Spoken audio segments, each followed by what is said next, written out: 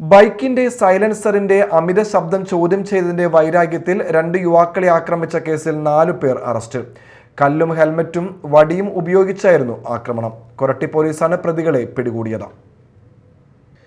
Bike സൈലൻസറിന്റെ അമിത ശബ്ദം ചോദ്യം ചെയ്തതിലുള്ള വൈരാഗ്യത്തെ തുടർന്ന് 2 യുവാക്കളെ ആക്രമിച്ച് പരിക്കേൽപ്പിച്ച കേസിലാണ് 4 പേർ അറസ്റ്റിലായത്. മുരിങ്ങൂർ തെക്കുമുറി കട്ടപ്പുറം സ്വദേശി സുജിത്ത്, ചാലക്കുടി വിയാർപുരം സ്വദേശി അഞ്ചൽ, മുരിങ്ങൂർ തെക്കുമുറി കട്ടപ്പുറം സ്വദേശി എബിൻ, കാരിക്കുടം സ്വദേശി അതുൽ കൃഷ്ണ എന്നിവരെയാണ് കൊരട്ടി പോലീസ് അറസ്റ്റ് ചെയ്തത്.